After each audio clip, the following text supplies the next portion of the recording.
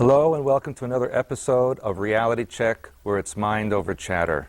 Today we have a very interesting guest who's going to tell us about a topic that has never been spoken about before in any great length. Please welcome our guest James, who is not going to be on camera, but who will speak to me about this very special and interesting topic. Welcome, James, to our show. Thanks for having me here.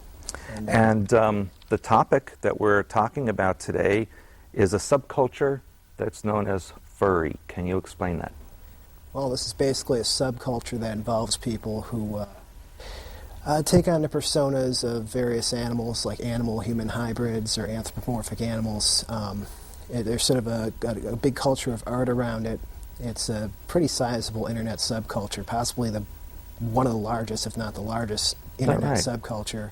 And that's basically what it involves. People, they dress up in these expensive animal costumes, and they basically take on that persona and sort of identify with that frequency of various animals.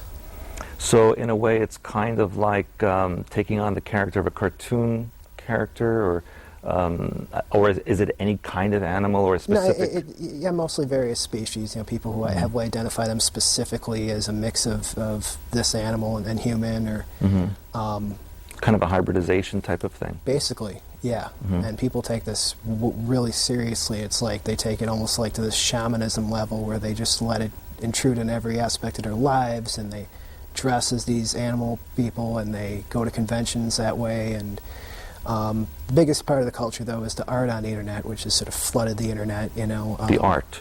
Yeah, well, artwork. Okay. Yeah, so in that area. What kind of artwork is that? You know, like anthropomorphic animals of human characteristics, animal-human hybrid type things. The kind that we would see on the current children's cartoons and video games?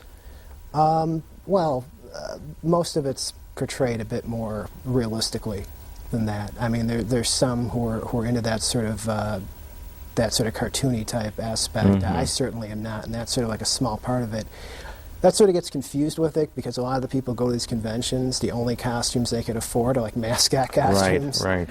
And there are people who can afford like the more expensive get-ups, which are much more realistic. I mean, realistic to the point you hear all these stories of people have worn them outside and people have attacked them or freaked out not seeing them because they're so realistic. You know, it looks like something out of a monster movie.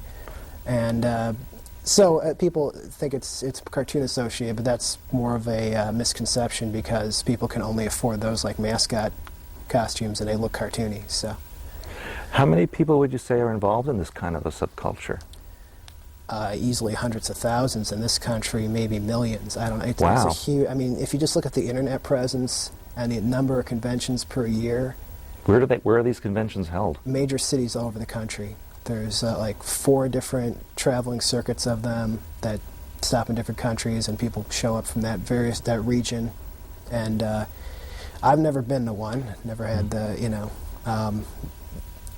but they're pretty well documented online, and it really rivals like Star Trek as far as a major subculture, which is why you see it referenced in dramas like ER and CSI. They had a whole CSI episode on this topic. Is that right? Where someone was murdered at one of these conventions, huh.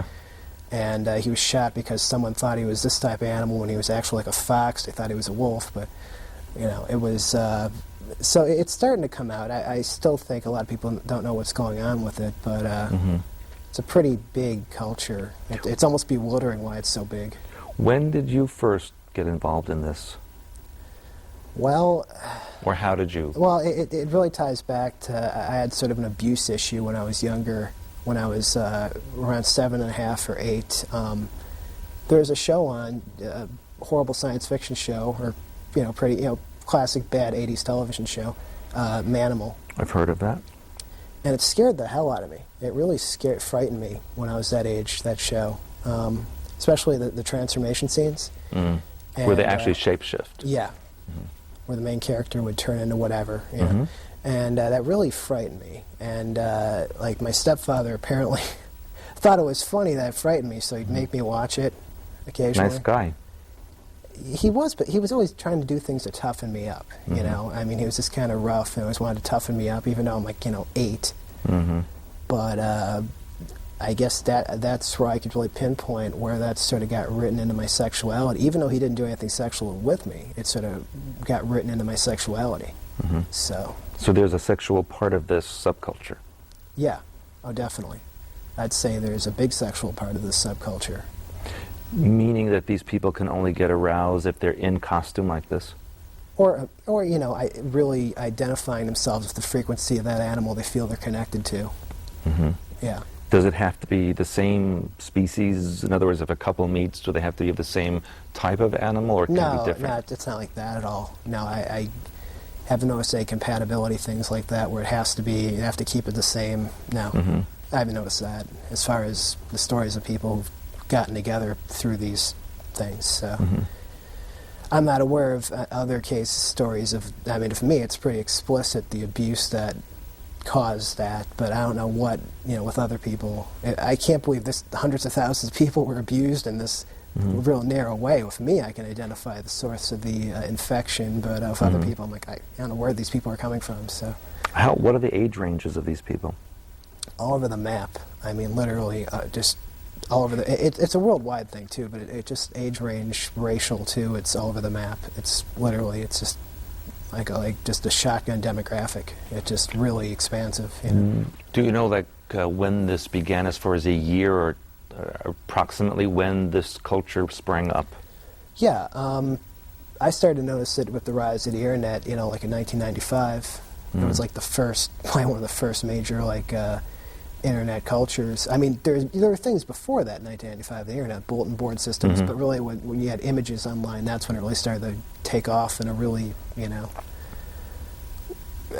rapid fashion. So, when a person is involved in this subculture, are they particularly attached to a specific type of animal, or do they change as time goes on? So a lot of people are tapped to several different types. They rotate between, or they have several different identities, like I said, I've never gone to one of these sessions, and I'd say I have several species frequencies that I get locked into for some reason. And if me, nothing even sets it off. It's like it's on an auto timer, just between different species as far as the whole sexual thing. And it's not tied into bestiality or four-legged animals. People who are into this culture, including me, it's specifically it has to be like a human-animal hybrid. It can't be like a four-legged animal. It has to be. I see. So it's not really encompassing. So it's a humanized version of whatever creature or animal that. Yeah, exactly. Is it only animals, or is it, let's say, insects or? No, yeah. There's insects. There's a big reptilian culture in it. That's if you make a pie graph of all the species, that's a big chunk of it. Okay. And they're real cliquish, those people, and the reptilian ones. Yeah, and they're kind of aggressive, and they don't like the other ones, and people. So there's actually a rivalry within the culture. Yeah, just like Star Trek, where you have people, who dress as Klingons and are obsessed with that, and people are obsessed with, they think they're Vulcans, and it's the same thing, where it's split off in these different groups. But it's weird how the frequency people tend to identify with seems to resonate in their personality too. Right. So how old were you when you felt like you needed to be involved in this kind of thing? Like I said, I've never gone to these conferences. I don't participate or contribute to them really, but it is sort of part of my sexuality.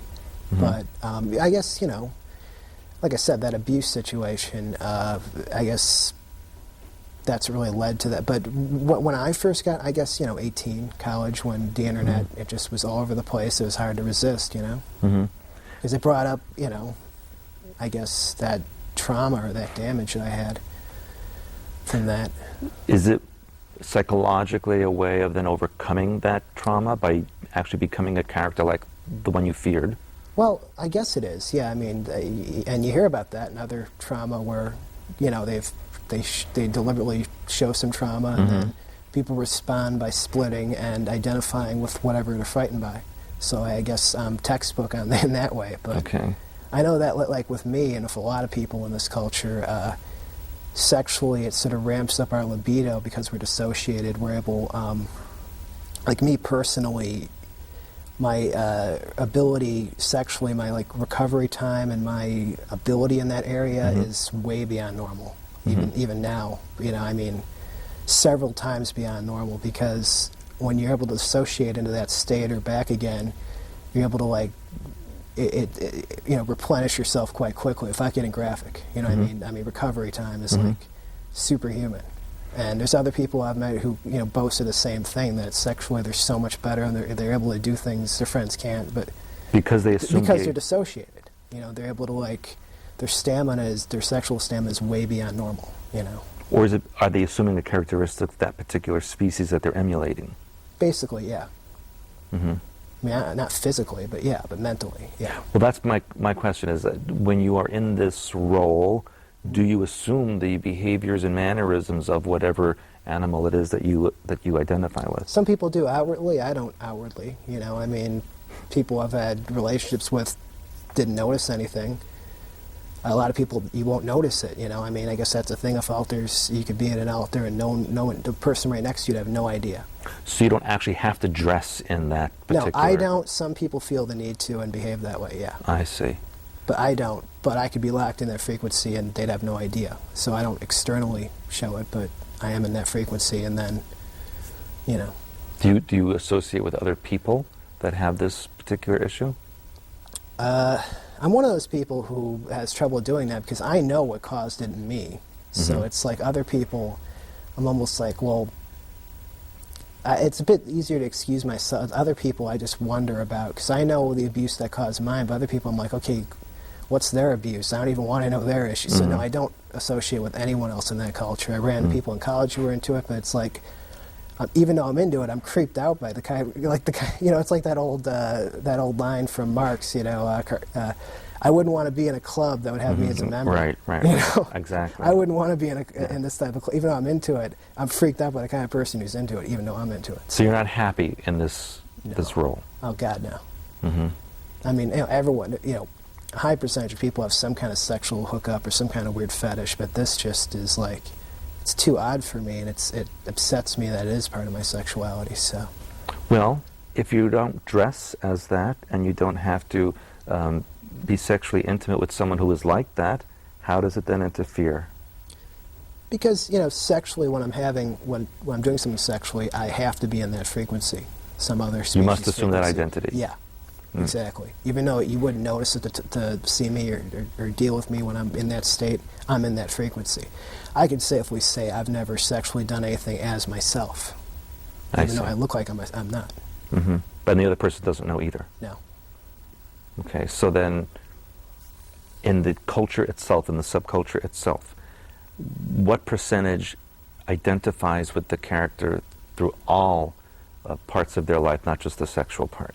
Oh, well, I'd say probably half. I'd say a good percentage. A lot of people do. They take it as far as Star Trek fanatics do. Like I said previously, they take it really far. I mean, to the point where they dress like that outside these conventions. Even just normal life, go out like that. Yeah, as much as they can. I mean, you're familiar with people who've had like surgery to look like various and tattoos to make themselves look like a certain creature. Yeah. So. Yeah, people take it pretty far. They take it pretty far. But you say that would be a smaller percentage of the overall?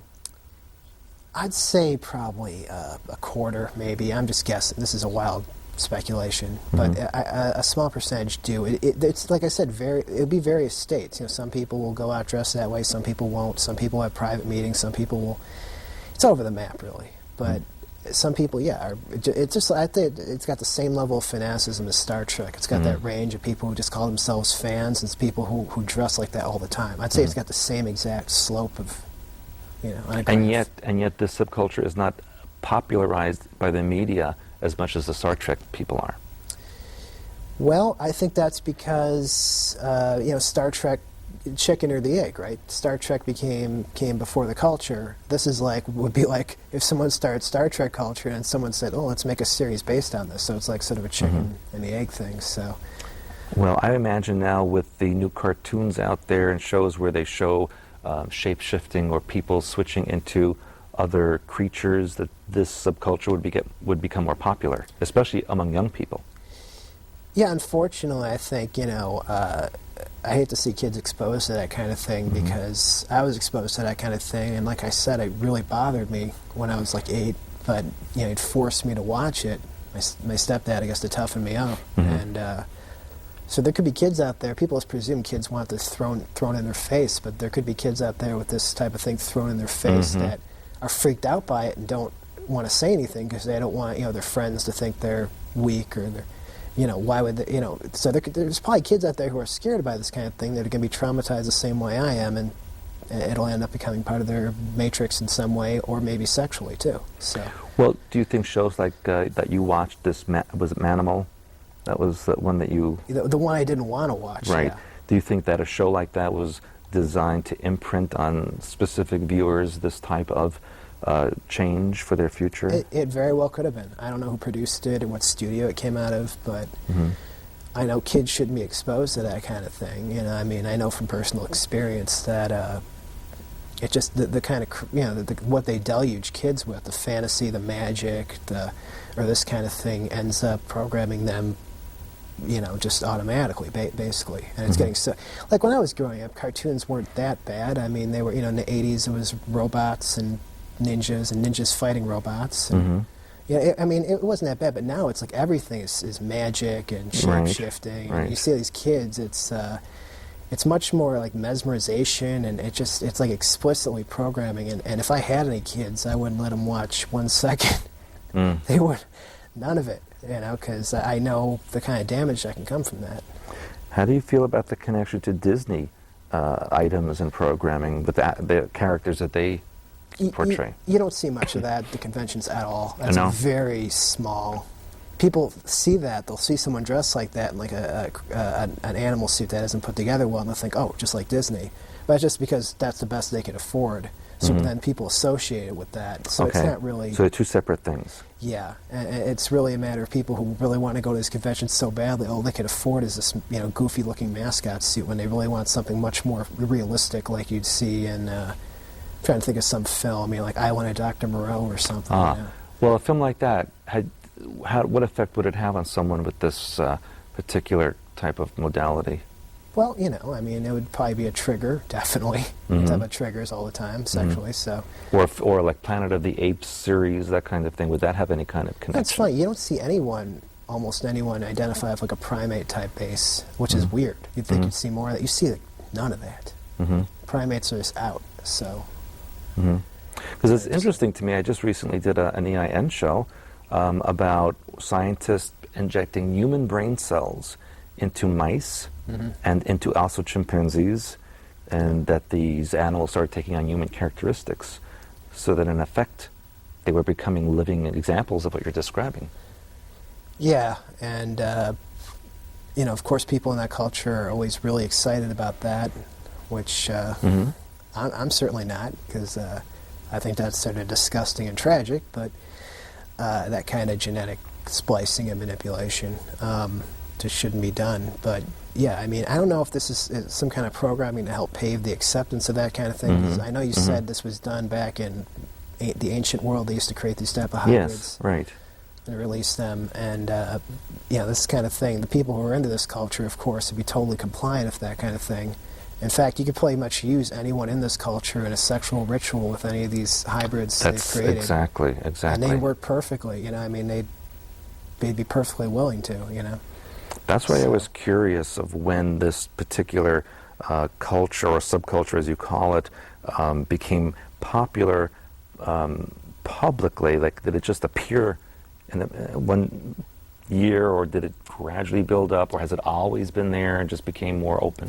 It was really the internet rise of the 95 rise of the internet, where people, I guess, started to find that there's other people like that, and they couldn't believe that there are other people into that. It's all a matter of all these people thinking it was just them, and finding other people and magnifying the insanity, Right. Do you find that, or would you know if people in this subculture have a difficulty talking to others about it, or are they actually happy about themselves for the most part? No, most people are pretty upfront about it, I think. I'm certainly not. I had private consultations with you, and I couldn't bring it up. That's how embarrassing it is for me. Why are you embarrassed about it? Well, I have an easily wounded sense of pride, I guess. I always have. That's a whole other issue we can't get into here. But I'm pretty easily, sensitive. I am. I guess it's a self-esteem issue. My self-esteem's low enough as it is. I don't need to top it off with this. You know, I don't want to push it any lower below the bar. So, have you done any work on removing this aspect from yourself? You know, I would, but it's so ingrained. It's not like something that pops up. Like I said, it's like period. It is the only part of my sexuality. That's it. There's like no other part. I don't get like days of respite from it, or it doesn't go away for a month and come back. It's like that's it. So how does it work? Does it work, for example, that you assume the identity and then you become sexual, or do you become sexual and then assume the identity? How does it work? Identity first, I guess, which is one of the reasons, the stamina issue that I could have is just, it's bizarre. I don't want to get too explicit here, but I'm just saying my recovery time between sessions, if you know what I mean, is like instantaneous, because if I just automatically, I'll switch to another type of species or another type of alter, and it's like I just started. So you actually do switch to different kinds of species? Yeah. And it's completely random, and it just seems to rotate on its own. Are they always the same ones, or do new ones pop up? Occasionally new ones, but usually one will appear and then show up again a couple weeks later, and then, like I said, it's like this rotating thing that's not triggered and just opens up on its own. It's like totally automated or something. It's just freaky. So, are any of them species, let's say, that are not from Earth, or are they invented by you, or are they standard species? I'm not that creative to be inventing new ones, and Lord knows I don't need any new ones, so I don't sit there inventing ones. All right. Yeah, a few. Well, for example, would you create something that's a hybrid of a couple of different species at one time? No, like I said, I already feel by it, kind of victimized by it. I wouldn't want to feed the fire by doing that. I already feel like it uses me and not the other way around. So the last thing I want to do is give more ammunition and help it by cut and pasting or whatever. Have you ever tried to be sexual without that persona? It seems it's so tied into that it's like I can't at all. Even when you first remembered, let's say through puberty, sexual thoughts and ideas. That was after the abuse. So right. So right from the beginning, that's the only sexual activity you could have. From the beginning, even prior to puberty. Yes. I guess it's amazing. Like I said, the initial trauma wasn't done to me in a sexual way. Why it ended up writing my sexuality over, I don't know. Hope I'm not giving too much credence to that, because there's a lot of. I can't believe all these hundreds of thousands of people were abused in the same way. No, but they probably were programmed in some kind of way to create these things. I know that, personally, I know people who like a specific type of animal, and they have that around their house a lot. They may have pets that they keep. Those. Is that a common thing in the subculture as well? Yeah, they're tied to one. There's a lot of people who are tied to one species, and really, like almost a shamanistic thing. They're totally into that species, You especially see that with the ones that's the scaly. They call themselves the reptilian culture. They're really, really cliquish. They're like the in Star Trek culture, you got the Klingons is real cliquish, kind of aggressive. That's how the reptilian ones are. They're kind of. So these would be the kind of people that you would hear about that would have these implants into their skins to make bumps and put those spikes on their heads, etc. Yeah, they're those ones are pretty driven, and and like I said, they other totems and things to remind themselves of that species, and probably I guess to reinforce their programming and keep themselves stuck in that mode. It's like a big loop that keeps them stuck in that mode, unfortunately. So me, I don't externally do that kind of thing. I don't dress or do things to help identify with a particular type thing. And so. Well, what do you see as the future of this developing as far as media and internet? I mean, do you see this getting even bigger? Yeah, it's getting, like I said, it's getting legitimized. You're seeing it in major shows and programs. It's coming up in major magazine articles as being presented as normal, and it's definitely growing all the time. I don't know why. I know with me specifically why, but I don't know why. What's attracting so many people into this area. But but I see it getting bigger. It's definitely not fading. But as far as like new innovations in that area, I don't see anything. It's an expanding culture. It's kind of like Star Trek. Star Trek, that subculture's been around how long? It kind of repeats itself. You see one of those conventions now, probably looks the same as it was 20 years ago. Right. So it's bigger than it was, but I don't know if it's really evolving. Well, perhaps with these new television shows on and movies coming out involving this type of shifting into other creatures, that this is going to become quite pervasive. Well, I just worry exposing kids to this so much, because when I was growing up, it wasn't really a theme in kids' cartoons at all. It was in like adult, programs at night or like science fiction programs. But now they're just putting in like every kid's cartoon. Like, I have younger siblings. I see them watching this stuff. I'm like, man, this is not healthy. There's so many ways to entertain kids without having to shove that kind of thing down their throat. There's so many other things you could do. When I was real young, we had cartoons. They were violent and they sold products like action figures and things, but they didn't sell shamanism and shape-shifting and different altars and different they didn't sell that to you. They just sold toys and sugar. Now it's getting into like it's selling a lot of other things that are even worse. We were so worried, back then, kids are getting sold on certain, buying toys and things, and now kids are being sold on things that are a lot more damaging than products, or plastic toys. So, do you hope to meet other people like yourself to maybe, have some kind of support system for yourself? Like I said previously, it creeps me out to such an extent that it's like I almost fear if I were to hang around as other people, would reinforce my own issues in that way, and I don't know if I want to reinforce it any more than it already is. Like if I were to do that, I'd almost normalize it for myself and establish it even more and get in a rut like, oh, this is perfectly normal, when I know it's not normal.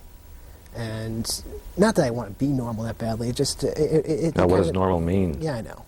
But it just kind of bothers me that it sort of controls me and not the other way around. I like to be able to exert control over things, and when something has control of you, right. It's not that good. Especially because, like I said, it does sort of ramp up. It has ramped up the libido in the past, like way beyond normal, or so. No matter what species you go into. Yeah, because it's just a matter of you switch to another altar, it's like, boom, your stamina just resets completely, like you're just starting.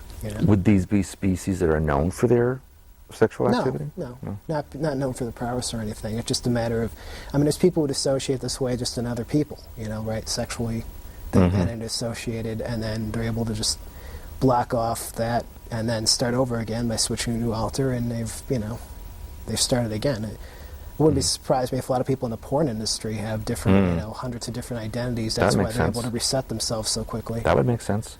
That and drugs, anyway. Well, the drugs help split the personality, Yeah.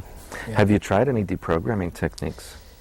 With this, it's like a minefield that I've had other issues I've discussed with you, and this has been like, since it hasn't caused any, trauma or expense or tragedy, it's like, why stick? Why mess with that minefield until I have to? So. Well, if it makes you unhappy and embarrasses you, then it might be something you might want to work on. Yeah, I should at some point. It's one of the things that's so ingrained in me that's like I don't even want to touch it. I mean, I want to get to it, but it's like a big wall, a big, entrenched type problem. Other people, it's being advertised as normal. They don't see it as a problem, but I think it's a little. I think there's some programming issue going on. I don't know if it's to help herald the emergence of transgenic animals or rituals with those transgenic animals or what, but that's. Well, I think it's to help integrate in the near future.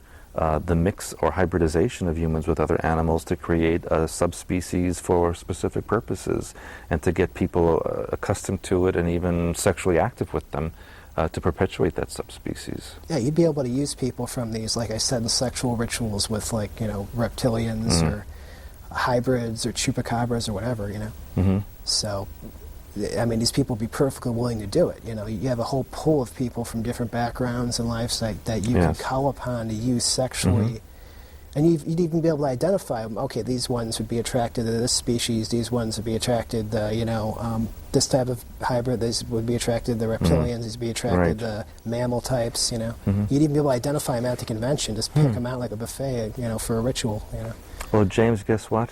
We're out of time. Okay. And I appreciate the viewers, and I appreciate James coming to share this very sensitive subject with us. And perhaps in the future we'll get more involved in the details of this subculture and what it means on a programming basis and to the culture in general. So until next time, this is Stewart Swerdlow signing off for Reality Check. Thank you for watching.